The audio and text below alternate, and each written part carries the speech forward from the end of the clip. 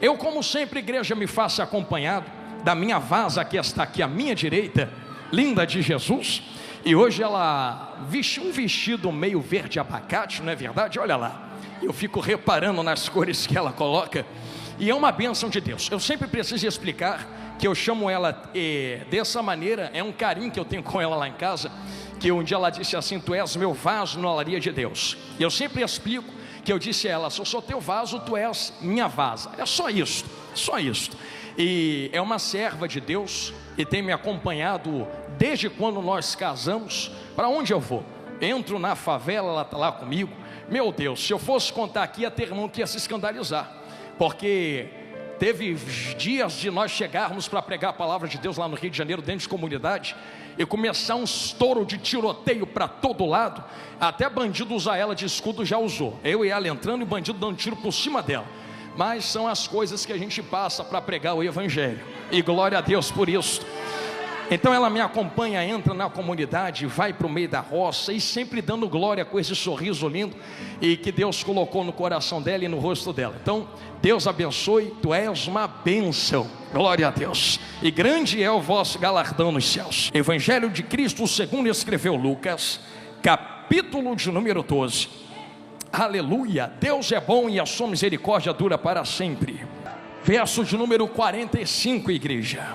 Assim está escrito na palavra do nosso Deus: mas se aquele servo disser em seu coração: o meu senhor tarda em vir, e começar a espancar os criados e criadas, e a comer e a beber e a embriagar-se, verá o senhor daquele servo no dia em que não espera, e numa hora que ele não sabe, e separá-lo-á, ele dará a sua parte com os infiéis. E o servo que soube a vontade do seu senhor e não se aprontou, nem fez conforme a sua vontade, será castigado com muitos açoites. Mas o que há e não soube e fez coisas dignas de açoites, com poucos açoites será castigado. E a qualquer que for muito dado, muito também lhe será cobrado. Ao que muito se lhe confiou, muito mais se lhe pedirá. Amém, igreja? Tome seu assento em nome de Jesus. Aleluia. Isto. Se acomode nos seus lugares e me encara bem dentro dos meus olhos. Eu tenho uma mensagem da parte do meu Senhor para entregar ao Brasil e aos gideões missionários esse ano, neste dia chamado hoje. Estava eu em conferência com o nosso mestre, em oração, pedindo há meses atrás a direção daquilo que deveria lhes entregar. E o Espírito Santo foi muito enfático em vos direcionar uma palavra acerca da disposição do tema que entregou ao servo de Deus. Essa chama não pode se apagar. E é sobre isso que o Espírito Santo quer direcionar cada coração aqui disposto esta noite, que nos acompanha pela internet e que está aqui na nave da igreja. Eu tenho certeza que todos vocês conhecem que Cristo se comunicava muitas vezes por parábolas, e fazia isto porque entendia que a limitação da mentalidade humana talvez não alcançasse a dimensão dos segredos e dos mistérios espirituais. É por isso que várias vezes ele vai simplificar a dimensão de tudo aquilo que Deus é, em palavras tão simples que, por serem simples, talvez nos escapem alguns detalhes. Mas são exatamente nas suas simplicidades que a palavra de Deus nos apresenta as suas maiores profundidades. E é exatamente dentro deste contexto que em Lucas capítulo de número 12, Jesus começa a apresentar uma ampla visão do que é o reino de Deus. Em paralelo do capítulo 12, o capítulo 24 faz a mesma menção desta mesma parábola ou pregação de Jesus. E quando nós pulamos ao capítulo 24, nós estamos caindo dentro de uma pregação escatológica do mestre. Quando você começa a ler o capítulo 24, do verso 1 até o verso 14, você vai ver Jesus dizendo aquilo que havia de acontecer antes do fim chegar. É exatamente neste grupo de versículos que a igreja vai identificar, por exemplo, o esfriamento do amor, as guerras, os rumores de guerras, as perseguições, o levante de falsos profetas. Mas Jesus sempre vai dizer: não se preocupem, porque ainda não é o fim, denotando que esses sinais são necessários para que a igreja possa identificar a proximidade do arrebatamento. Então que fique claro nesse começo de mensagem, até o versículo 14 já está acontecendo na nossa época. E se você for fazer um paralelo, por exemplo, com tudo que sai na mídia, você vai encontrar guerras, rumores de guerras, perseguições. E eu quero parar nesse exato ponto em específico, as perseguições. Eu estou vendo uma multidão de milhares de pessoas aqui dentro do pavilhão dos Gideões Missionários 2026, sentados para serem alimentados pela palavra de Deus. E a pergunta que eu vos faço nesta introdução de mensagem, enquanto vocês estão aqui dançando na presença de Deus, pulando, marchando, dando lugar, quem é que entrou por aquelas portas para fuzilar vocês? Quem é que entrou naquela porta ali para arrancar a cabeça de vocês fora? Quem é que entrou ali para fazer como na Nigéria, que milhares de cristãos estão sendo assassinados? Quem é que entrou ali como na Coreia do Norte para jogar dentro de prisão e torturar? Quem é que entrou ali como em certos países da África para poder fazer aquela maldade que tu sabe qual é com as mulheres? Quem é que entrou ali para prender só porque tu está falando de Jesus, como em alguns países da América Latina? Quem é que entrou ali que, como no Oriente Médio, dispara e descarrega uma AK-47 só porque gritou Jesus? Vocês entendem que tem lugares na terra nesse exato momento que tem gente sendo fuzilada e o sangue escorrendo no chão só porque está dando glória a Deus que tu pode dar aqui dentro. É por isso, pastor Gilmar, que quando eu entro na presença de Deus, eu não meço o tamanho do glória e do aleluia que outros dão, e nem eu mesmo dou. Eu sei o que a igreja está passando na terra. Outros queriam estar sentados no teu lugar e não pode, mas tu pode estar sentado aqui. Eu fiz esta introdução para trazer uma mensagem de um nigeriano. Ano passado eu estava em missão na Angola, e um nigeriano veio até mim e disse: pastor, quando o senhor pregar ao Brasil, diz para os irmãos brasileiros que entrar na presença de Deus no Brasil não é obrigação, é oportunidade que Deus está dando a vocês, e manda eles aproveitarem a oportunidade que Deus está dando, porque nós queríamos cantar como vocês cantam e não podemos, nós queríamos dançar como vocês dançam e não podemos. Mas Jonathan, avisa eles que se nós não nos encontrarmos na terra, um dia nós nos encontraremos na glória por toda a eternidade para louvar ao Cordeiro de Deus. Enquanto eu prego isto a vocês nesse começo de pregação, o meu coração, a minha alma chora por dentro, por ver irmãos, Jesus, chorando e a alma se deleitando e derramando, por causa da terrível perseguição que se levanta contra a igreja na terra. Será que enquanto eu ministro isso a vocês, vocês podem colocar na tábua da vossa mente as milhares de vidas e de almas que estão gemendo e chorando debaixo de espadas, de fuzis, de facas e de torturas? Eu vou além. Será que vocês podem ouvir as milhares de almas que, gemendo e chorando, estão gritando, chamando e precisando de alguém lhes entregar a poderosa palavra de Deus? Este é o cenário que nós estamos vivenciando. Não, os irmãos precisam entender que talvez o Brasil ainda não esteja vivendo uma via de fato de perseguição. Nós estamos numa bolha de proteção divina. Deus ainda não permitiu o peso da espada passar na igreja brasileira, e dá glória a Deus por isso, porque eu já vi gente dizendo que a perseguição tem que despertar, mas avivamento não vem através de perseguição. Tem muita gente errada por causa disso. Se fosse assim, a Coreia do Norte tinha o maior número de igrejas. Entenderam? Na esquerda, vou falar olhando para a direita. Coreia do Norte é perseguida, estão sofrendo com a ausência de palavra, igreja e avivamento. Não é perseguição que traz avivamento em uma nação. E eu quero começar a entrar por aqui. Pastor, o que é que traz avivamento dentro de uma nação? Lucas capítulo de número 12, Jesus vai começar a contar uma parábola e um cenário acerca do reino. Nós começamos a entender que tem alguns personagens, e dentro da palavra, e dentro da teologia, melhor dizendo, nós que estudamos a teologia, podemos dissecar e absorver algumas respostas da parte de Deus, trazendo à luz os personagens que existem dentro da palavra. Quando nós lemos o capítulo 12, estas partes que nós vemos que Jesus vai fazer menção de um mordomo e de servos. O mordomo nada mais é do que alguém que é servo junto com outros servos. E a palavra utilizada por Jesus aqui no grego dá a entender que era alguém que estava no meio dos servos, estava misturado com a multidão, não merecia estar onde está, mas foi apontado pelo senhor da casa,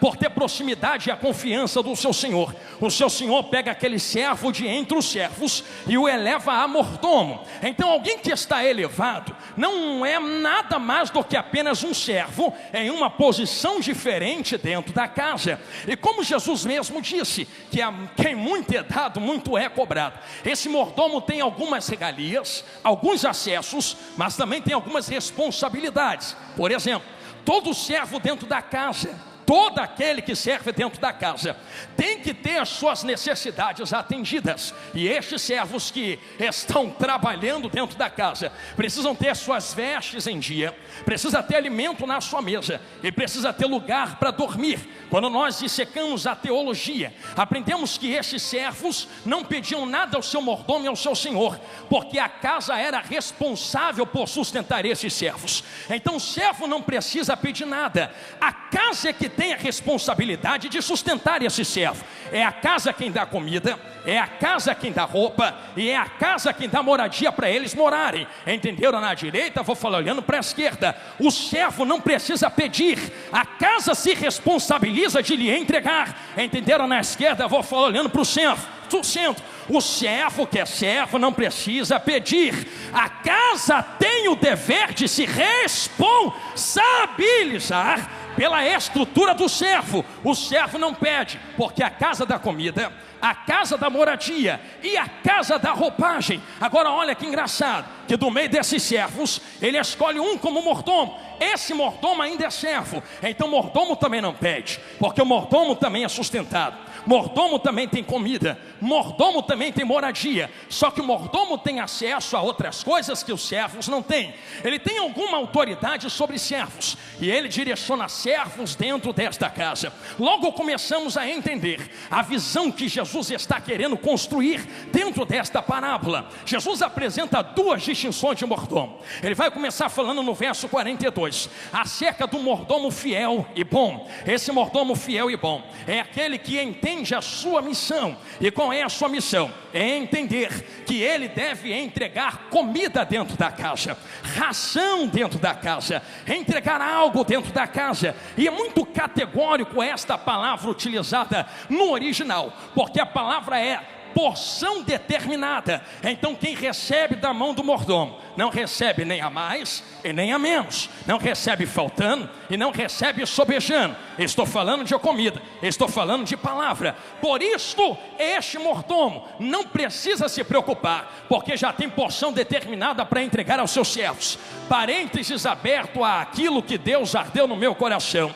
Amo cada um dos irmãos, mas assim está escrito na palavra de Deus. Certo dia, quando Jesus entregava esta palavra, ele determina dentro deste entendimento que é necessário que esse mordomo bom alimente os servos que estão na casa, sem pedir nada mais, sem pedir nada menos. Ele continua no verso 43: bem-aventurado aquele servo a quem o Senhor, quando vier, achar fazendo assim. Em verdade vos digo que sobre todos os seus bens o porá. Jesus dá uma volta de 180 graus e começa a falar de um servo infiel, no verso de número 45. Mas se aquele servo disser em seu coração: o meu senhor tarda em vir, e começar a espancar os criados e criadas, e a comer e a beber e embriagar-se, virá o senhor daquele servo no dia em que ele menos espera, e numa hora que ele não imagina, e vai pegar aquele servo de surpresa.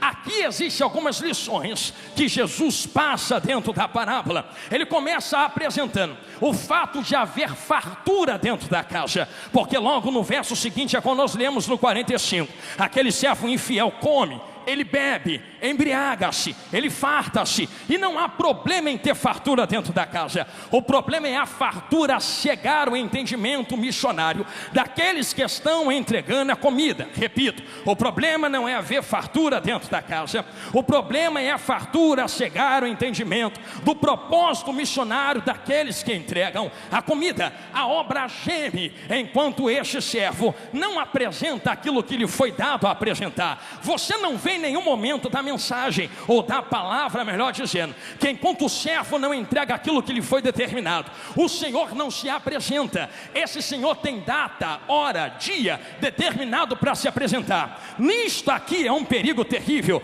porque pelo Senhor não se apresentar, enquanto a missão não é cumprida, cai-se no perigo de achar que Ele não liga, que Ele não está nem aí, e que Ele não se importa com a sua casa. Porém, há uma medida diante de cada um, e cada um, disse Jesus, será julgado diante daquilo que apresenta ao seu Senhor. Por isto, nós entendemos que Ele não se interessa pelo sofrimento dos servos dentro da casa. Age como se a casa fosse dele. Enquanto age como se a casa fosse dele, há um engano estabelecido no seu coração. E aqui existe um porém muito grande. O engano estabelecido no coração desse mordomo é um plano terrível que o condena à condenação eterna. Ele diz em seu coração: o meu Senhor não vai voltar agora, eu tenho um tempo de me consertar, eu tenho um tempo de falar o que Ele mandou falar, eu tenho um tempo de entregar o que Ele mandou entregar, eu tenho um tempo de fazer o que Ele mandou fazer. Só que ninguém sabe o dia e nem a hora. Vai que Ele volta enquanto eu estou pregando para vocês aqui esta noite. Se ninguém sabe o dia e nem a hora, Jesus, eu estou correndo desta palavra, mas vou precisar falar. Se ninguém sabe o dia e nem a hora, começamos a entender que existe alguém responsável por comida dentro da casa. Parênteses aberto. Eu me lembro de um dia, Esaú chegando do campo assim desse jeito, cansado da guerra, cansado da batalha. Jacó disse: irmãozão, senta aqui, porque aqui tem comida. Está aqui a lentilha que eu preparei para você comer. Come, só que tem um preço. Você quer comer o que eu estou fazendo? Eu quero, eu estou com fome. Tem misericórdia de mim, não me deixa morrer sem comida. Tem que entregar a sua primogenitura. Vai ter comida se tiver a tua primogenitura de volta. Esaú fala no seu coração: para que me serve a primogenitura se eu vou morrer? Quer saber? Leva a primogenitura e me dá a lentilha. Diz o texto, vai doer, mas vai curar. Te amo. Que quando Jacó vai oferecer lentilha, ele coloca a lentilha e puxa pão e entrega o pão. Meu Deus, por que não deu o pão antes? Por que está dando depois o pão de já ter negociado a lentilha? Entende que Jacó preparou o guisado, Jacó preparou a lentilha, mas o texto não diz que foi ele quem preparou o pão. Se não fui eu quem preparei o pão, eu não tenho direito de negociar o pão. Eu vou repetir isso aqui. Se eu preparei a lentilha, negocia a lentilha, bota preço na lentilha, bota preço no que tu prepara. Pão não fui eu quem preparei, porque não fui eu quem fui para a cruz, não fui eu quem desci na terra, não fui eu quem me entreguei para salvar a humanidade.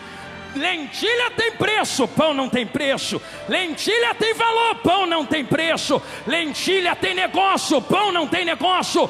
De graça eu recebi, de graça eu estou dando. Só sai com fome quem quiser sair com fome.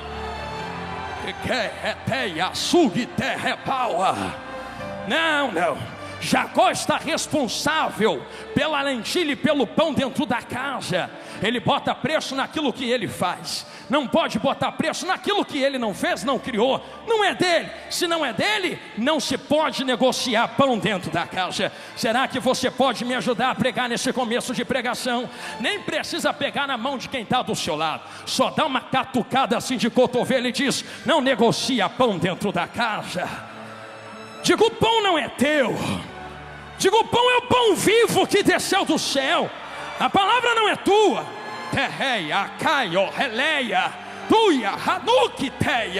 Eu não tenho direito de botar preço no pão. Se eu não tenho direito de botar preço no pão, como é que eu vou sobreviver? A casa se responsabiliza pela roupa,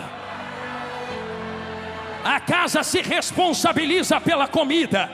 A casa se responsabiliza pelo lugar de dormir.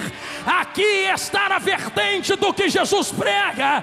Eu não posso botar preço, porque a casa se responsabiliza de me sustentar até o arrebatamento.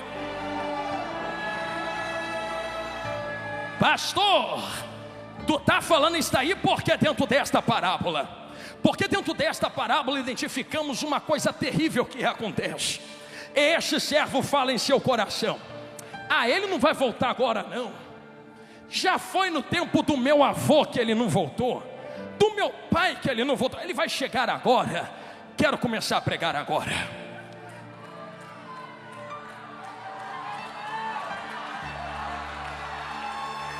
Me cobre, Jesus. O maior perigo de quem está dentro da casa é perder o foco do motivo de estarmos aqui reunidos. Porque o servo infiel mantém foco em coisas terrenas. É comida, é bebida, é satisfação de desejos próprios. Só que o servo fiel entende: eu tenho uma missão, e a minha missão é alimentar quem tem fome. A minha missão é sustentar quem está trabalhando na casa. A minha missão é sustentar quem tem projeto de Deus na vida. Se existem esses dois direcionamentos dentro da palavra, o direcionamento e o perigo desse servo infiel é começar a colocar o foco em coisas terrenas. E aqui está uma das maiores identidades do século atual. Pastor, qual é a identidade do século atual? Que existe algo aceso dentro da casa que estava se apagando. O que é que estava se apagando? Estava se apagando a esperança do arrebatamento e da volta de Jesus grandão da Galileia.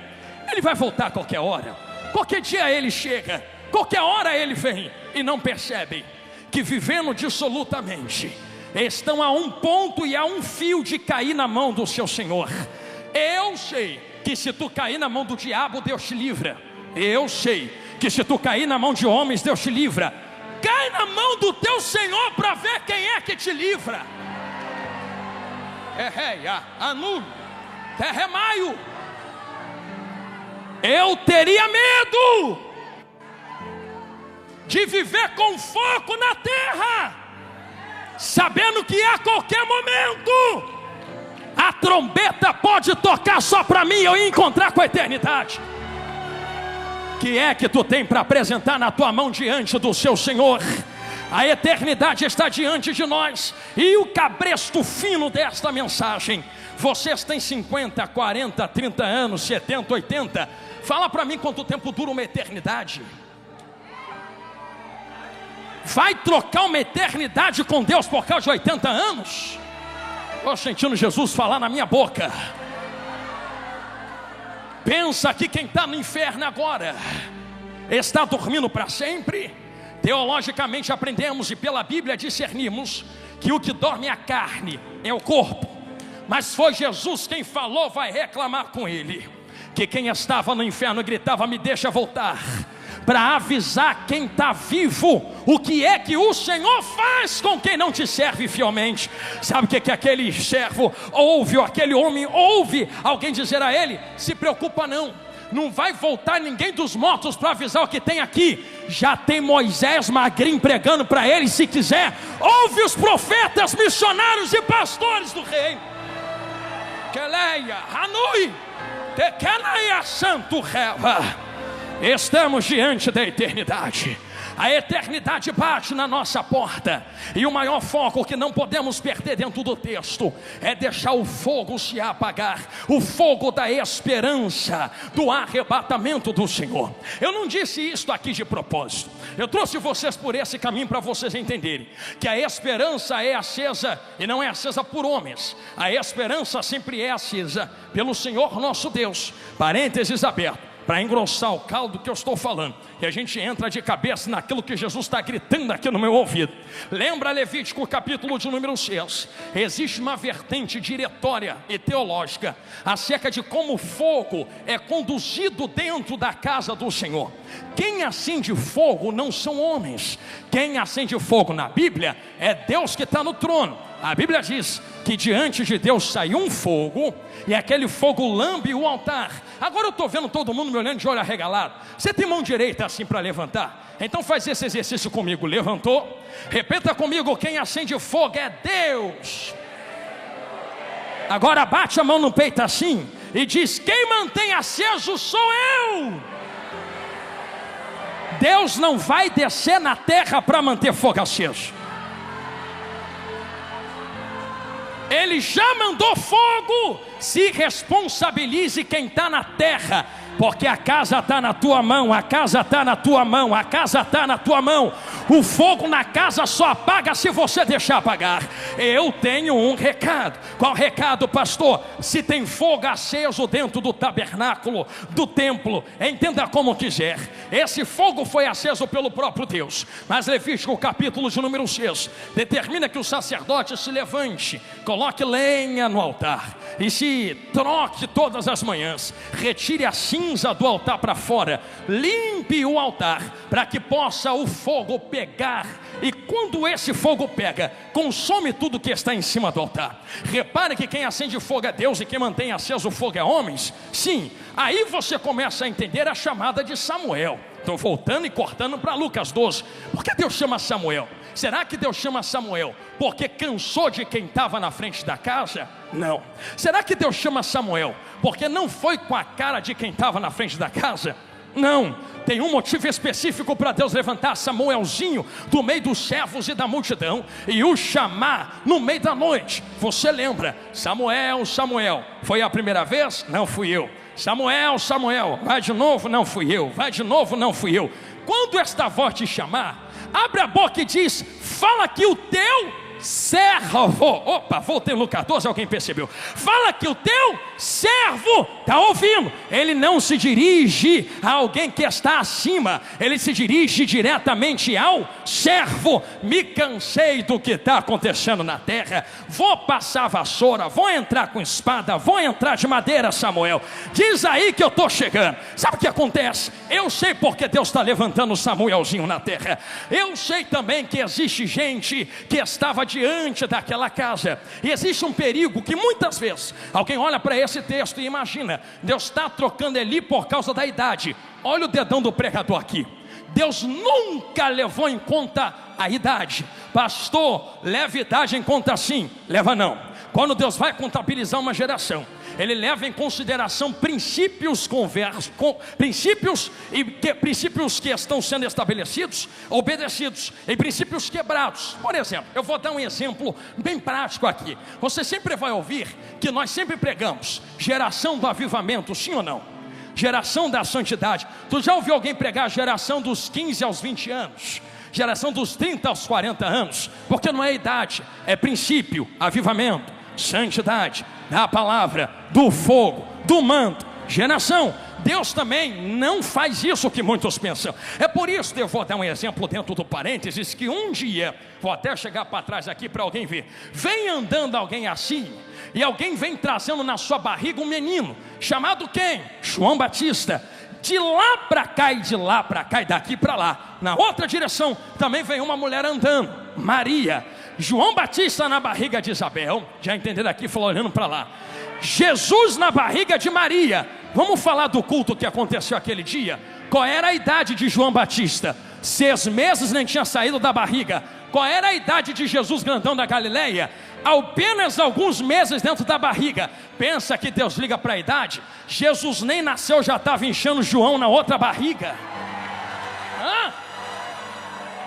João nem saiu, já estava assim lá dentro, ó. Que glória, que glória, que glória, que glória, que glória. Tem gente nascida que não faz, eu vou esperar nascer para fazer. Eu já vou dançar aqui dentro dessa barriga mesmo, ó. Varão que me usa.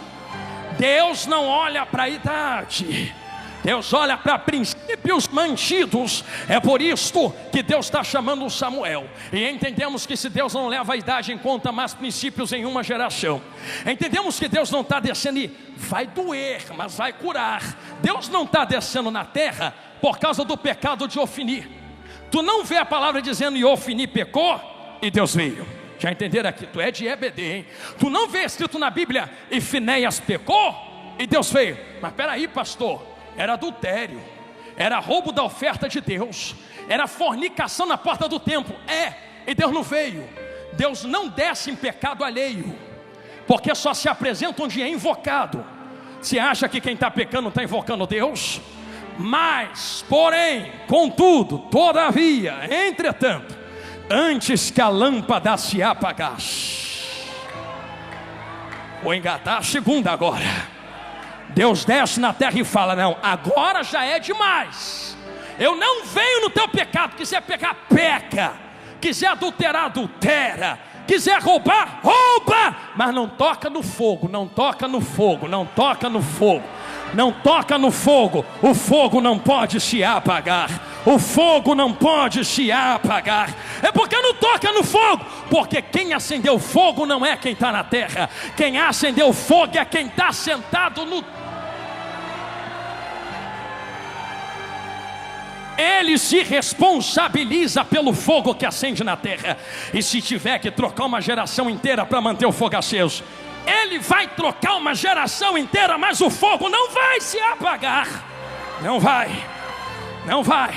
Pastor, porque não pode se apagar?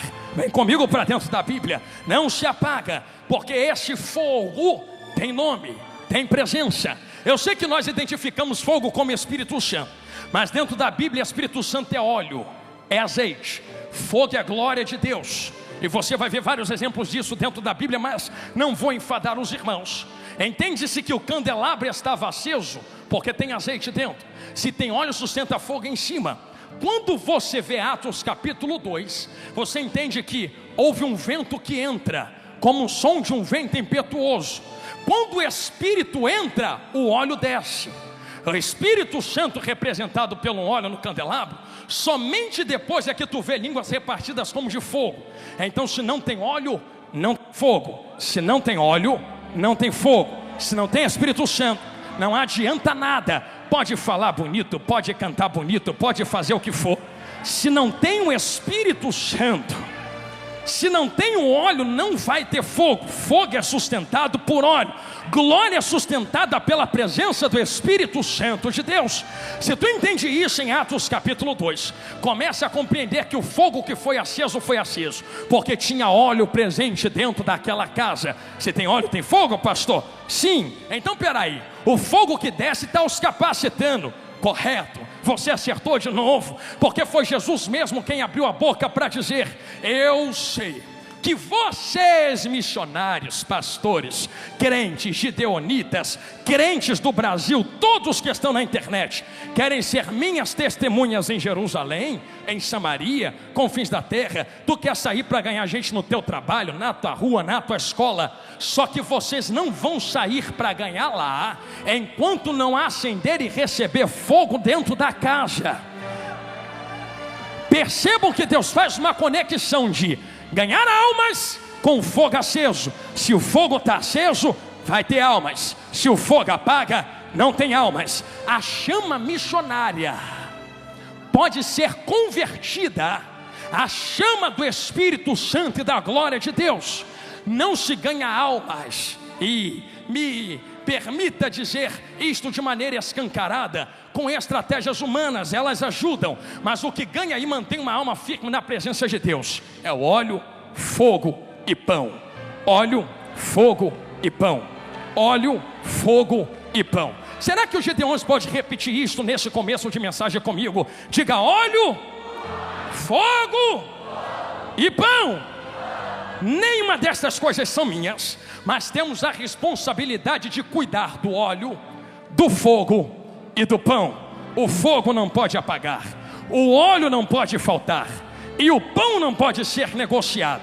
Se tem óleo, se tem fogo, se tem pão, tem chama missionária. Se tem chama missionária, tem alma, tem o reino, tem o Brasil inteiro nos pés de Jesus. Você pode confirmar isto comigo dizendo glória a Deus? Preciso seguir dentro deste texto. Se entendemos que existem algumas particularidades dentro da presença de Deus, agora eu me pego olhando para Lucas capítulo 12 e vendo o grande perigo do texto. Alguém estava dentro da casa, vivendo como se fala no Rio de Janeiro, a moda lá Bangu. O que é a moda lá Bangu? Do jeito que faz tá bom, do jeito que é tá bom, estou me preocupando com o meu umbigo, e os outros que se quiserem caçem alguma coisa para fazer, não entendendo que ele foi levantado para conservar o pão, o óleo e o fogo. Pensam vós que a maior coisa e o maior perigo, que pode acontecer em uma casa, em uma igreja, é perder o foco da urgência do arrebatamento. Agora eu quero entrar de cabeça, porque uma das maiores estratégias do diabo, já foi o tempo de diabo arrancar gente de dentro da igreja. Eu vou chutar esse crente para fora, eu vou arrancar esse crente da igreja. Já foi tempo. É mais lucrativo manter dentro da casa. Entenderam? Aqui vou falar olhando para lá. É muito melhor manter dentro da casa. É mesmo, pastor? Sim. Mas se está na casa, está bom. Não, qual é a visão de quem está dentro da casa? Qual é o foco de quem está dentro da casa? Permita-me abrir um parênteses para testificar isso aqui que eu estou falando. Satanás, um dia, vem comigo para dentro da Bíblia, estava na presença de Deus, via Deus, olhava a Deus. A pergunta que eu faço, e você não precisa gritar, só pensa no seu coração. Tu pensa que Satanás, quando se rebela contra Deus, luta como contra ele? Pensa que Satanás puxa espada assim? Olha para o pastor, vem comigo Deus, que hoje é na força. Se Satanás puxasse a espada diante de Deus, Deus ia olhar para ele e falar assim: é na espada que tu quer? Vamos ver quem tem mais poder. Acabou, venci. Satanás não ia conseguir ficar 1/1000 de segundo de pé diante de Deus. Se não consegue combater Deus no poder, como é que está até hoje perturbando a igreja? Porque Satanás nunca tentou descredibilizar Deus através de poder, mas através de caráter. Satanás, eu vou falar de novo, Satanás tentou tocar no caráter de Deus. E pastor, onde você vê isto teologicamente? Entendemos que Isaías e Ezequiel apresentam um quadro, eu estou entrando em arrebatamento agora, um quadro do que Satanás era antes de cair da presença de Deus.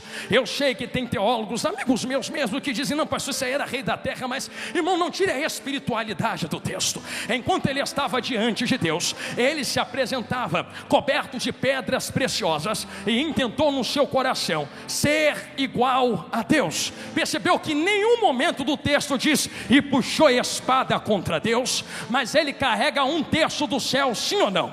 Não se carrega 1/3 do lado passando espada.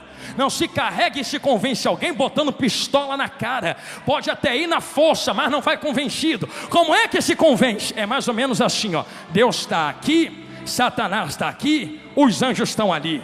Você não entende que dentro da palavra diz: nos teus negócios te corrompeste? Peraí, como é que alguém se corrompe em negócio se já está coberto de pedras preciosas? Não está negociando ouro, não está negociando prata, não está negociando pedras preciosas, está negociando influência. E os negócios deles são mais ou menos assim: quero dividir o reino porque eu quero ser igual a ele.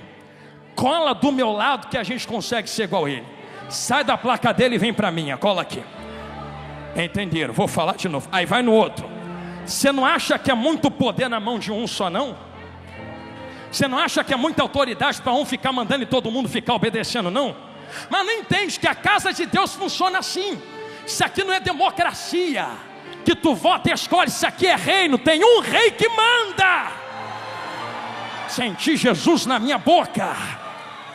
Por isso Satanás tenta dividir mais ou menos. Cola comigo, cola comigo, cola comigo. 1/3 do céu se rebela contra o nosso Senhor Deus.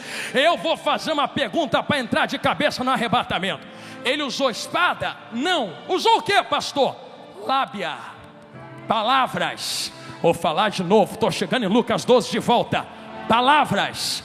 Não se corrompe alguém que está diante de Deus com espada. Se não, já percebeu que é vir contra mim?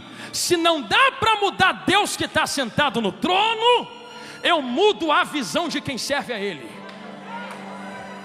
Jesus me cobre. Se não dá para mudar a glória dEle, eu mudo a visão que tem acerca da glória dEle. Agora tudo é pecado. Agora não pode pular, não pode marchar, não pode fazer o avião.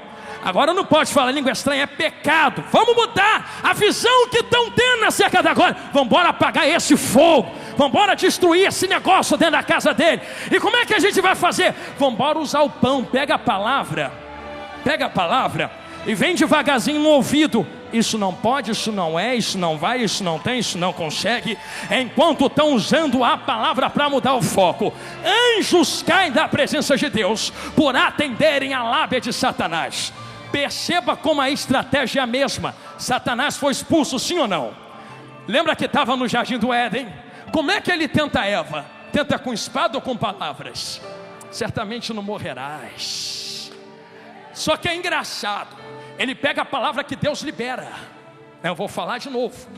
Ele pega a palavra que Deus libera e ele começa a conversa assim: o que Deus falou? Deus falou que não pode comer, porque se comer morre. Morre não.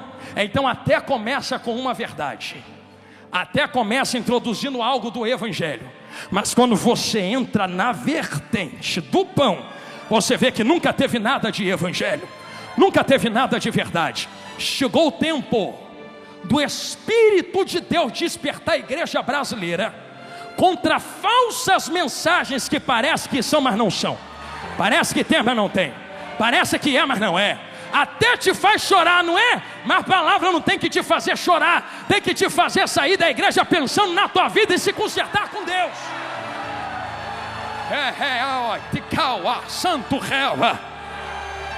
Se não fizer frescor na minha alma e não me fizer feliz, não é Deus falando. É Deus falando sim. É Deus dizendo: se converte, larga o teu pecado, larga o teu erro.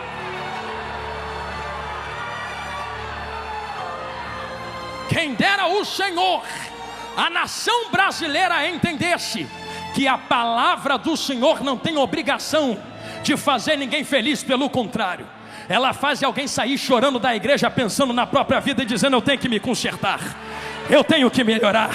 Só que estamos diante de um tempo aonde um dos principais sinais do arrebatamento se apresenta.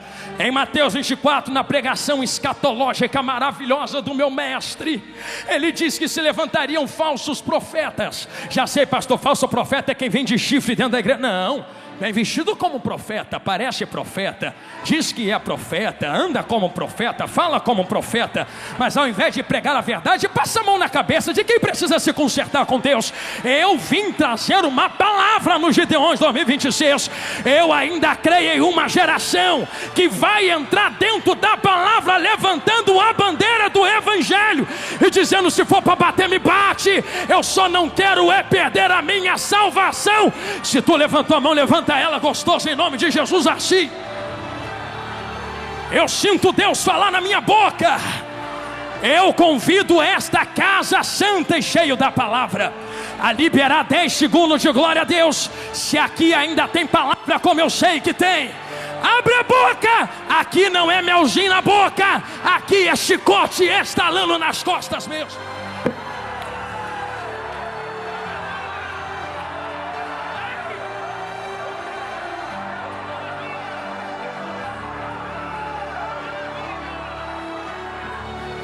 Não vou amolecer a palavra, não vou vender o pão. O que não teve de gente falando: cuidado, rapaz, cuidado, homem. Só que não precisa ter raiva de mim. Eu sou só o servo, eu sou só o mordomo. Se quiser reclamar com alguém, pode vir falar comigo, pode vir. Ele diz assim: Jonathan, vem cá no canto. Eu não gostei do gosto da comida, eu não gostei do pão, não gostei da palavra. Não tem problema. Como não fui eu que fiz, esta madrugada ainda, eu vou procurar quem fez em oração. Vou. Eu peço ele para te procurar aonde você estiver, para ele botar o dedo na tua cara e falar: por que não comeu o pão que eu botei diante de ti para tu comer? Só morre de fome se quiser morrer de fome. Mas eis aqui diante de vós o pão vivo que desceu do céu, que é a palavra de Deus.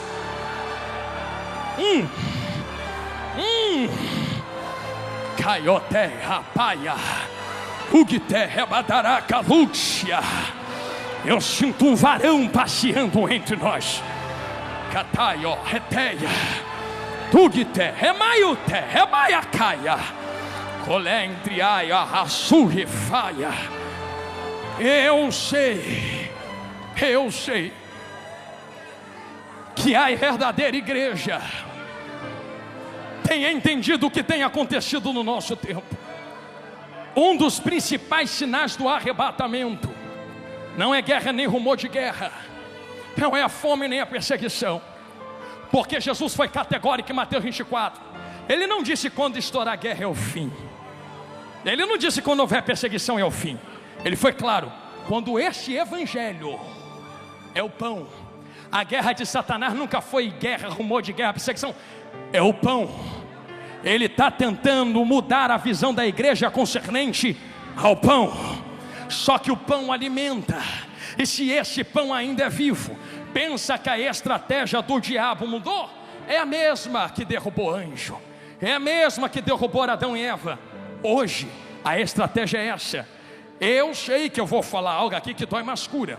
Ele chegou em anjos, e a ideologia de Satanás para os anjos é: Deus é muito forte para mandar em tu, tu merece carregar o que ele tem, tu pode, tu é, tu vai, tu consegue, tu é o cara, vai no teu eu, vai na tua força. A ideologia do eu derrubou anjos. Chega até Eva: não morrerás, tu serás como Deus, tu, é tu, é sobre tu, é tu que é o cara, é tu que é a mulher, tu é a cocada. Pensa que mudou no dia de hoje? Pregações que dizem tu,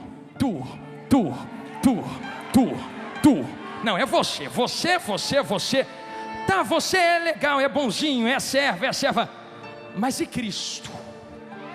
E o pão? Não é sobre mim, não é sobre mordomos e servos, é sobre o pão vivo alimentando gente dentro da casa.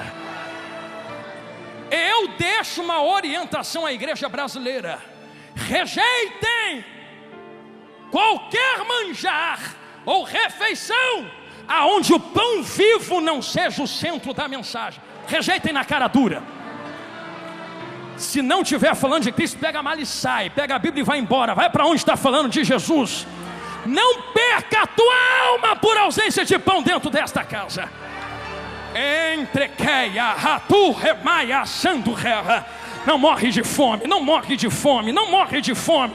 Vai morrer de fome perto de uma padaria celestial aberta diante de ti. Rejeitem palavras que vêm em vozes mansas, mas não pregam a verdade. Um dia alguém disse para mim: tu grita muito. Eu disse: mas eu grito a verdade. Você gosta de ouvir mentira em voz mansa? Não é melhor gritar uma verdade? Ouve um grito falando que tu precisa de Jesus, senão tu vai para o inferno. É melhor do que uma massagem no teu coração dizendo tu. É muito tu que vai descer de tobogã para o inferno, mas poucos fiéis que vão subir no toque da última trombeta. Tamaiui, Calúcia, Terreia, Caioteia. Só tem um jeito de nós entendermos e discernirmos quem é que vai rejeitar e quem é que vai atender o verdadeiro pão. Como é que nós discernimos, pastor? O fogo não pode apagar. Parênteses aberto, pulo dentro de Lucas 12 de cabeça de novo. A única maneira de testar e discernir se algo vem da parte de Deus é se esse algo resiste ao fogo de Deus. E sabendo que o fogo de Deus provém pela glória de Deus, começamos a entender algo que João fala. Quem ainda me ouve, diga glória a Deus. Então vai comendo Bíblia. O que João fala, pastor Jonathan Carlos? Ele diz assim: eu vos batizo com água.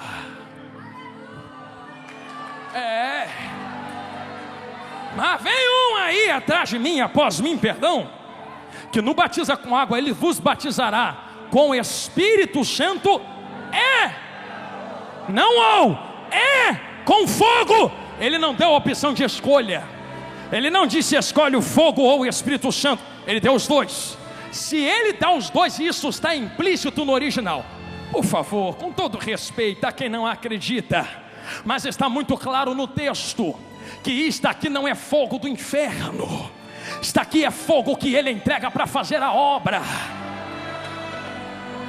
Pastor, onde está esse fogo? Eu poderia falar de Jeremias, de fogo ardendo nos ossos. Mas permita-me falar da sarça ardente, porque só é destruído no fogo de Deus quem não é do fogo.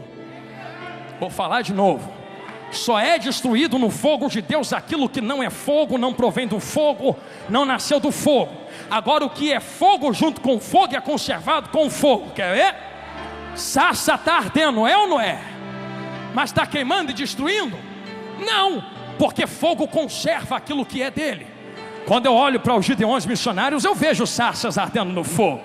Está pegando fogo, mas o fogo não destrói as sarças. É isso que é acender fogo. E esse fogo que está aceso é a única coisa, cheguei aonde Jesus está gritando, que impede, vambora, vem comigo, o anticristo de meter a mão na terra. Eu acredito firmemente. Eu não posso dar se ele já nasceu, se ele já está vivo. Mas a Bíblia nos induz a pensar que existem pequenos anticristos, sim ou não? Se existem pequenos anticristos que se fazem anticristo, então muitas pessoas se fazem como anticristo. E quando nós lemos Lucas capítulo 12, nós vemos a ideia do que é. Pessoas que usam o que Deus entrega em próprio bel prazer. E quando você percebe a lábia existente dentro do texto, assim como Satanás usa a lábia para derrubar anjos, para derrubar Adão e Eva, para tentar derrubar Jesus dentro do deserto, você percebe que quem tem autoridade de lábia, de falar e de induzir servos, está se corrompendo no texto. Logo se faz um pequeno anticristo. Anticristo tem uma característica: ele usa a lábia para corromper. Você vai ver dentro da Bíblia e dentro do Novo Testamento que o anticristo vai usar a lábia para ganhar nações, para fazer guerras, para destruir. Nós tivemos exemplos de anticristo já na história humana. Por exemplo, você vê eu não vou falar o nome, mas o ditador alemão da Segunda Guerra era um exemplo de um pequeno anticristo. Você vê, por exemplo, líderes bélicos que destroem e matam, são exemplos de anticristos que chegam ao poder com lábia, mas quando chegam destroem, matam e acabam com nações. O anticristo terá o poder de destruir e induzir através da lábia. Porém, a Bíblia é categórica: se ele está vivo ou não, eu não sei, não me importa saber, porque como disse a missionária Neide antes de mim, eu estou indo para a glória. Quem quiser ficar com ele aí, fica. Eu não nasci para ver anticristo, eu nasci para ver Cristo. E quem pegou a fiação do que eu estou falando, pegue. Ai, Jesus, não manda falar isso não. Se nós nascemos para ver Cristo, então nós entendemos que existe algo que resiste ao anticristo na terra. O que resiste ao anticristo na terra? Está na Bíblia. Ainda existe um que resiste ao homem da maldade. Quem é esse um que resiste? Ah, pastor, é a igreja. Não, não é a igreja. Ah, pastor, é a unção que está em nós. Não, não é a unção que está em tu. Já sei, pastor, é o nosso poder bélico financeiro. Não, não é o poder bélico financeiro. O que ainda resiste é o que desceu em Atos capítulo de número 2. E da maneira que ele desceu, ele não voltou para o céu. Um recado a quem me olha de olho arregalado no meio desta mensagem: o que desceu em Atos 2 ainda não voltou para a glória. Quer dizer que tu não precisa ficar pedindo para ele descer aqui dentro. Ele já desceu há 2000 anos atrás e ainda não foi embora. E para quem deu glória gostosa a ele, é isto que está resistindo ao homem da maldade. Agora tu entende porque a igreja é perseguida. Não persegue porque vocês estão crescendo muito. Não te persegue no trabalho porque não foi com a tua cara. É que tu carrega algo que resiste à lábia da maldade, que resiste à corrupção dentro e fora da casa. Que eu carrego, pastor? Fogo aceso, que é a glória de Deus no óleo do Espírito Santo. A chama não pode se apagar. Se a chama se apagar, ele vai ganhar terreno. Está proibido dele ganhar terreno. E é com pesar que eu digo isto. Em muitas igrejas, em muitas reuniões, ele já tem ganhado terreno porque o fogo se apagou. Não há mais cura, não há mais dons, não há mais profecia, não há mais pregação genuína da palavra. É só eu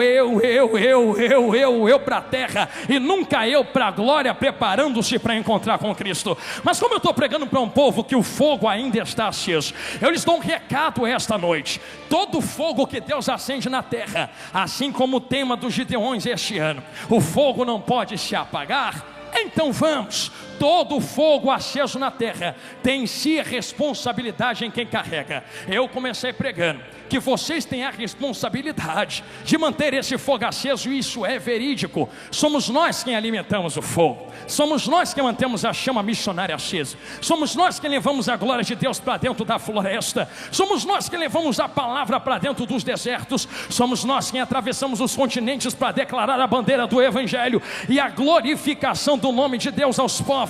Somos nós que carregamos a palavra de Deus. Se somos nós que carregamos e nós que levamos esse fogo aceso nos nossos corações, não tem como fazer o que Deus mandou se o fogo se apagar. Por isto a minha retórica hoje se induz em dizer a vós: o arrebatamento está prestes a acontecer, muito perto, muito próximo. E eu termino do meio para o final desta mensagem dizendo que o tempo que vocês estão vivendo e o tempo que este mordomo infiel não conseguia perceber é um tempo muito próximo do toque da última trombeta. Eu não quero ser enfadonho aos irmãos em teologia, mas preciso dizer isso. Lembra de quando Jesus abriu a boca para dizer, para tu entender o tempo que vocês estão vivendo: a geração da figueira não passará sem que estas coisas se cumpram. Alguém disse que a geração da figueira é a geração de Pedro, Tiago e João, mas Jesus não disse isso. Jesus disse: olha para a figueira, porque vocês sabem que quando ela bota os ramos para fora, está próximo o verão. O verão não chegou, porque não tem como discernir a data exata que ele entra, mas você já está sentindo o calor dele chegar. Você está vendo o ambiente mudar porque ele está chegando. Você está vendo as coisas acontecerem ao seu redor porque o calor se aproxima. Figueira tem um nome determinado dentro da Bíblia. A figueira é comumente conhecida como a nação de Israel, pastores e missionários. O que Jesus estava dizendo é: olha para Israel. E pastor Adriano, pastor Gilmar, pastor Abner, meus amigos, nós entendemos que olhar para Israel é como olhar para um relógio de Deus. Jesus estava dizendo: Israel vai entrar no inverno terrível, vai perder as folhas, em outras palavras, vai deixar de ser nação. Eu dei essa volta para chegar aqui em arrebatamento, mas fica olhando para Israel, porque quando botar a folhinha para fora de novo, em outras palavras, quando voltar a ser nação, vocês sabem que eu estou muito perto, muito próximo de vir buscar a minha igreja.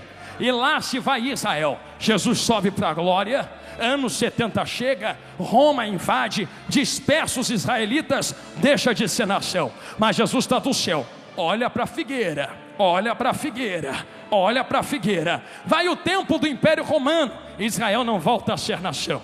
Vai o tempo do Império Bizantino, Israel não volta a ser nação. Vai o tempo dos impérios árabes e mamelucos, Israel não volta a ser nação. Os cruzados entram na terra, Israel não volta a ser nação. De repente os islâmicos otomanos entram, Israel não volta a ser nação. Império Britânico entra, Israel ainda não era nação. Até que em 1948, resumindo muito, se senta nas Nações Unidas um grupo de homens, e a retórica era: esse povo sofreu muito. Oswaldo Aranha liderando, brasileiro, é por isso que eu gosto do Brasil, liderando a conferência, disse: vamos determinar a questão dos judeus. Eles estão voltando para aquela terra. O que é que vamos fazer? Divide a terra e dá um pedaço para eles e deixa outro povo no outro pedaço. Eu não sei se tu gosta, ama ou não Israel, também não estou nem aí. Eu sei o que a palavra diz. A palavra diz: quando Israel voltar a ser nação, sabe que a geração desta figueira não passará. Israel voltou a ser nação em 1948. Eu estou proibido pela palavra de marcar dia, de marcar data, de marcar hora.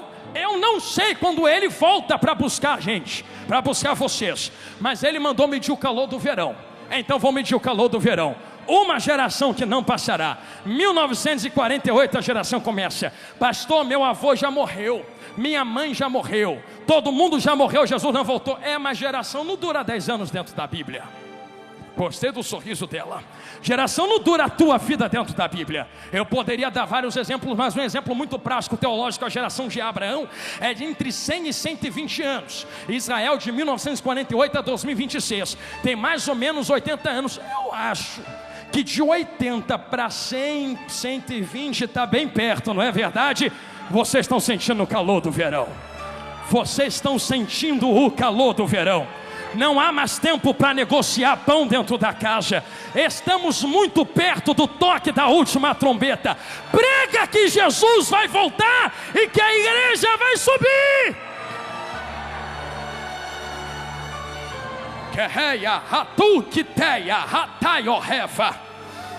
A palavra é clara, que o servo infiel batia e espancava os seus irmãos. Só que, com carinho, a casa não é lugar para indireta. A casa é lugar de tratar assuntos do reino. E existe uma diferença muito grande entre desabafo e denúncia, entre palavra e ataque. Isso aqui não é ataque, isso aqui é a urgência do arrebatamento que está batendo na porta da igreja, dizendo: desperta, porque Jesus está voltando. E como a gente se prepara para a volta de Jesus? O fogo não pode apagar, o fogo não pode apagar, o fogo não pode apagar, o fogo não pode apagar, o fogo não pode apagar. Ele não vem buscar uma igreja apagada, ele vem buscar uma igreja acesa. Eu fecho a minha Bíblia terminando esta palavra, fazendo uma comparativa do que pode acontecer se a chama se apagar. Um dia Paulo está sentado à beira da fogueira desse jeito assim. O fogo começa a apagar, apagar, apagar, apagar, apagar. Alguém levanta e fala: o fogo está apagando, ninguém vai fazer nada nisso aqui não. Ninguém vai levantar, chegou todo mundo comigo, não vai levantar para catar graveto? Então é o seguinte: se ninguém mais quer, eu quero. Deus não precisa de uma multidão, Deus precisa de um. Entender aqui, recebe quem quer, fala olhando para lá. Deus não precisa que a maioria esteja de acordo, Deus precisa de um louco que se levanta para catar graveto no meio desse mistério. Tem do Remaia, um louco que se levante. Se vocês não querem, porque é tão fácil aproveitar do fogo que está aceso. Quero ver levantar para catar graveto e botar no fogo que está aceso. É tão fácil, não é? Eu vou aplicar, porque eu não vou ficar dando volta para explicar. É tão fácil falar: vai missionário, adiante missionário, faz a obra missionário. Eu quero ver tu pegar teu gravetinho no teu bolso, botar na mão dele e falar: vai. Mantenha a chama acesa. É tão fácil absorver e sentir o calor do fogo. Paulo se levanta, estou terminando agora, começa a catar graveto desse jeito assim, ó. Graveta aqui, graveta ali, graveto lá, bota embaixo do braço e vem, se aproximando do fogo, se aproximando do fogo, trazendo o graveto. Eu não quero ver o fogo apagar. Esse fogo foi aceso para nos manter vivos. Estamos vivos por causa do fogo. O fogo não pode. Se você não quer me deixar eu catar os gravetinhos, se você não vai me deixar ir, não me impede. Eu só estou tentando manter o fogo aceso para nós 2, para nós 3, para nós 10, para nós 50, para nós 1000. De repente os gravetos começam a vibrar. Mas independente, Paulo está chegando perto do fogo, do fogo, do fogo. Quando ele vai jogar os gravetos, uma víbora se manifesta. Eu não sei quem já viu víbora à noite, cobra no meio do mato. Tu não consegue discernir se é cobra, se é galha, até pisa, não é?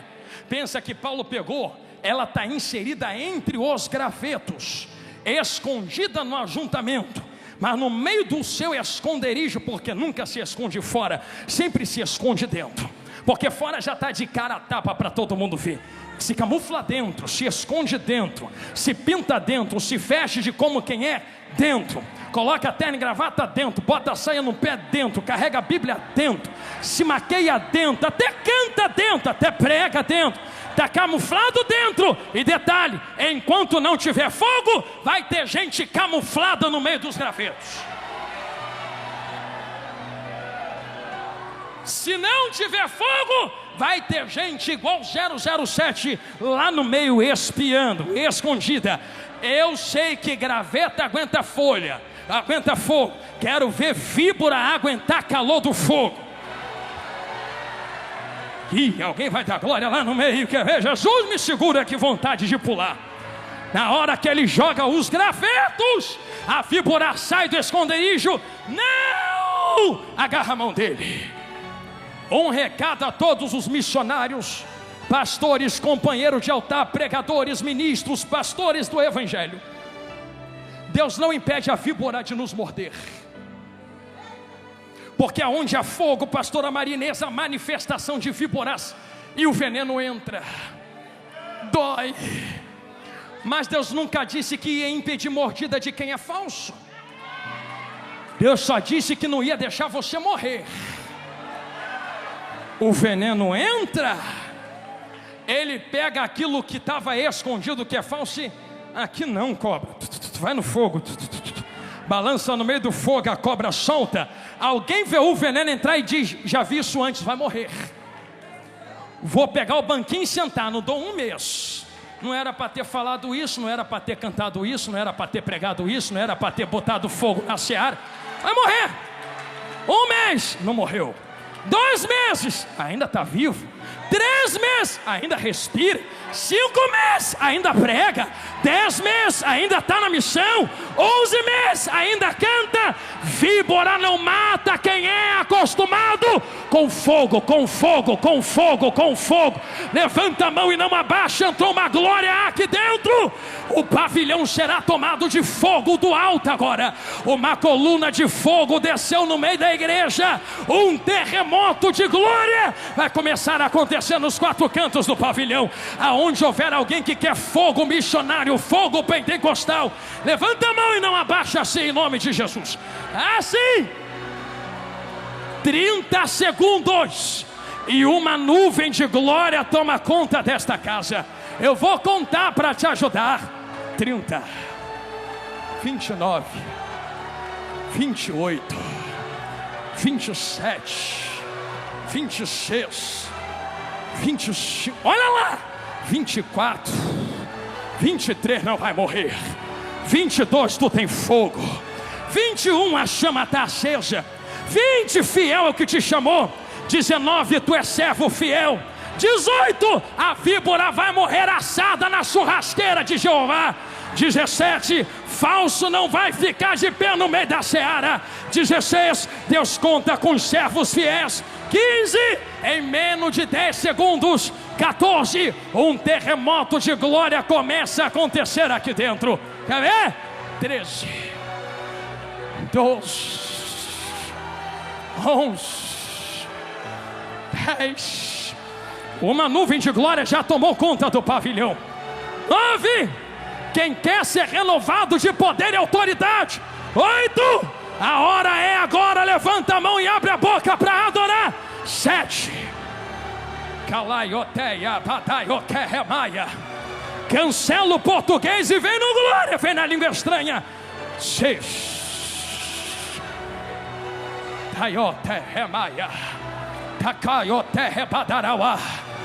Ugiteia, Calamancho, Terrei, para não dizer que foi porque eu gritei. 4, eu largo o microfone aqui no altar. 3, se é de mim, acaba agora. 2, se é Deus quem está dando um sinal de glória na igreja. 1, a confirmação da palavra vem com fogo. Olha o fogo que desce aqui dentro esta noite.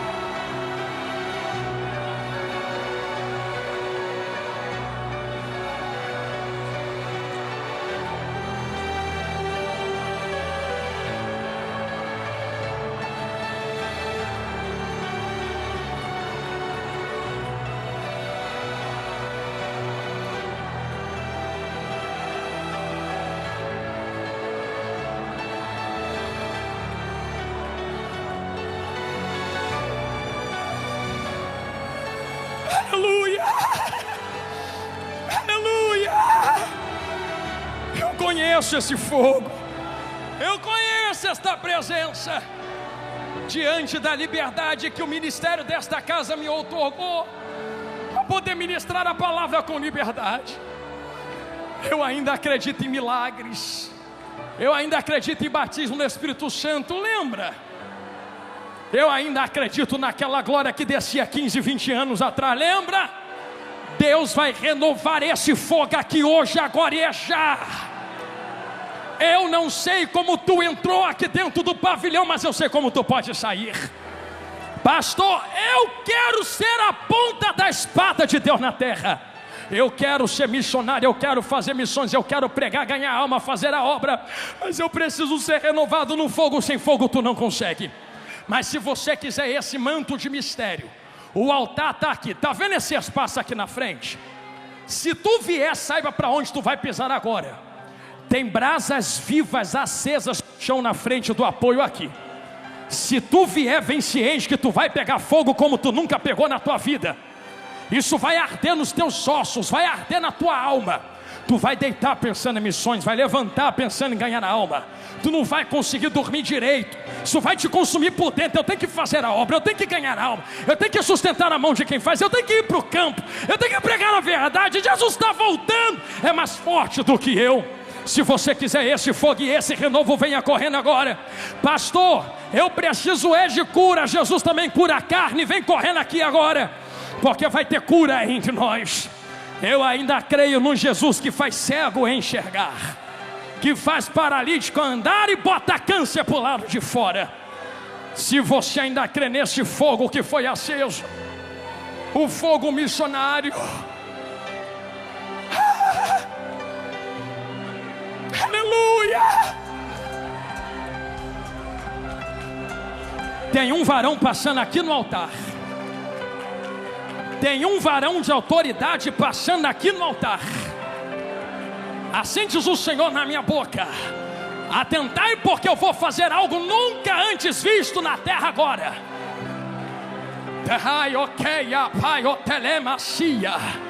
Tem um rolo desenrolado e tem manto de mistério descendo na cabeça de crente. Se prepara para tu viver o que tu nunca viveu, para tu receber o que tu nunca recebeu. No meio desta multidão quero conhecer se há alguém para Cristo. E na live também, se houver alguém para Cristo, diz que quer voltar para Jesus ou aceitar Jesus agora, que a mídia vai começar a me informar para eu poder falar a voz aqui e testificar diante da igreja. Mas eu vejo irmãos e irmãs com lágrimas nos olhos. Uma coisa que eu vi no texto é que a Bíblia acusou o mordomo infiel, mas não tocou nos servos. Ah, servozinho de Jeová, eu sei que tem gente brincando com a obra de Deus, mas não olha para os mordomos infiéis, não olha para o Senhor da casa que está voltando. Ele está chegando, Ele está voltando. Se houver alguém a Cristo, levante as mãos que eu quero te ver e me dá um aceno que eu quero orar. Tem alguém a Cristo que quer aceitar Jesus ou voltar para Jesus hoje? Eu quero te conhecer. Tem uma alma ali, pastor Gilmar, tem outra ali, tem duas. Aonde, pastor Adriano? A terceira vida, a quarta está aqui também, são 4 vidas agora. Cola com ela aí, minha irmã. A quinta vida está ali, a sexta e a sétima estão lá, estão me apontando, 7 agora. A 8ª vida, onde está? Eu quero lhe conhecer. Tem 8ª vida de mão levantada ali atrás, fazendo assim. Deus te abençoe, filho de Deus. A 8ª vida está ali. Aonde está a 9ª vida? Cristo, eu quero passar o olho. Aonde meus irmãos estão me apontando, a 9ª vida está fazendo assim. A 9ª vida está ali, a 10ª está aqui, a 11ª, a 12ª, a 13ª está ali. Eu vou falar rasgado algo que Jesus falou no meu coração agora. A 14ª, a 15ª, já são 15 vidas para Jesus. Eu acho que Gideões ainda está comigo, não está? 15 vidas para Jesus aqui agora. Não, pastor, mas está de terno e gravata. Tá bom. Pega a tua gravata e apresenta para Jesus na porta do céu, vê se entra. Tem que levantar a mão para Ele dentro da casa. Será que há uma 16ª vida? Eu quero lhe conhecer, preciso orar. Há uma 16ª, a 16ª está aqui à minha direita. A 17ª vida onde está? 17ª vida no corredor da igreja está ali, 17 vidas agora. A mídia, por bondade, se puder me informar se há alguém na internet. 18ª vida, onde tu estás? Eu quero lhe conhecer. Aonde, servo de Deus? A 18ª vida está ali chorando. Olha que coisa linda, Jesus. Fica abraçado com ele, meu irmão. A 18ª vida está ali na direita. A 19ª, onde tu está, terra? Eu quero orar agora. Será que há uma 19ª entre... Glória a Deus. Se houver, levante a mão e manifeste agora. São 18 vidas a Cristo aqui no pavilhão. Na internet tem mais. E vão me informar, aleluia. Se eu puder pedir as vidas... Oh, olha ali, traz ele, servo de Deus. A 19ª está vindo ali. Vocês que estão levantando a mão a Cristo, permita-me usar essa liberdade que o pastor Gilmar me deu. Se tu puder atravessar devagarinho a multidão, vem pedindo licença. Tu que está vindo a Jesus ou levantando a mão para Cristo, vem aqui na frente, eu quero orar por você aqui na frente. A 20ª está chegando. Visto, servo de Deus. 20 vidas agora. Vem correndo. Pastor, levantar a mão não adianta. Ah não? Sai do lugar do Espírito Santo agora. Quem tem que saber se adianta ou não é Ele. Não, pastor, mas já está de terno e gravata. Quem conhece o coração do homem é o Espírito Santo. Não ouse tomar o lugar do Espírito Santo agora. É Ele quem decide quem vem e quem não vem. Já tem 20 vidas aqui no altar. Se a mídia puder me informar quantos na internet, fique as 20 vidas aqui na frente agora. Mais 2 aqui, isto. Então são 22, as irmãs estão me apontando. 22 vidas agora. 23 vidas agora. Aleluia. Eu quero pedir à igreja que estende as mãos para toda esta multidão. Nós vamos orar por estas 23 vidas que estão retornando à casa. E depois eu quero orar por todos estes que vieram ao altar. 24ª vida aqui agora. Aleluia. 24 vidas agora. Meu Deus do céu. Eu tenho uma notícia para dar a vocês que a mídia está me informando. Estava em 422, agora tem 475 vidas para Jesus na internet.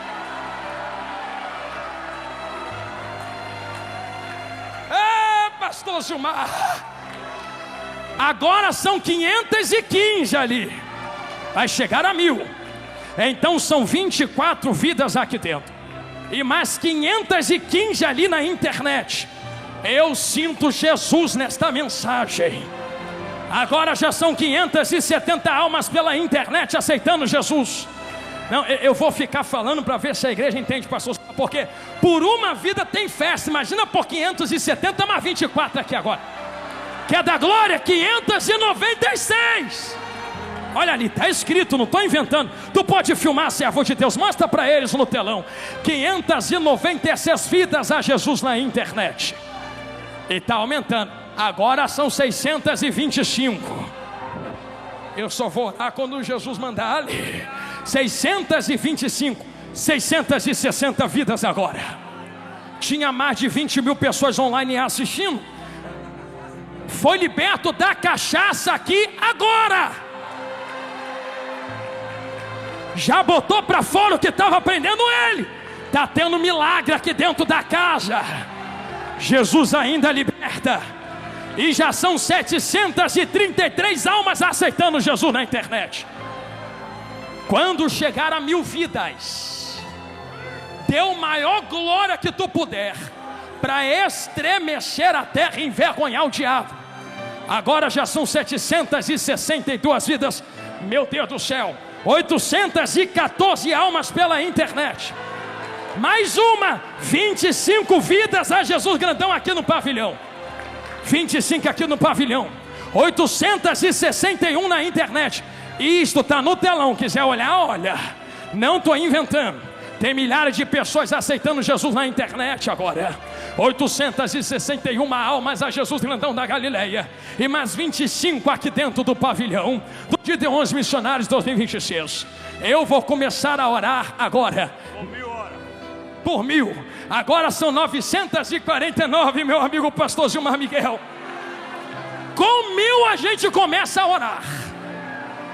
982.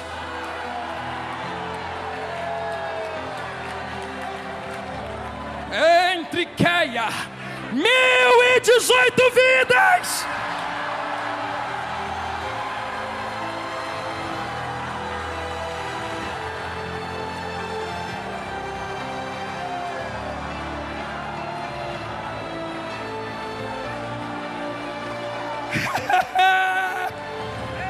É por isso que eu orei a Ti, Senhor. 1087. Fecha vossos olhos. Tem mais de 1000 vidas na internet, 25 preciosas aqui dentro do pavilhão. Mais uma, são 26 vidas chegando correndo aqui agora. Abraça ele, meu amigo. Estende as mãos, igreja, vamos orar por essas 1177 agora. E 26 aqui dentro do pavilhão.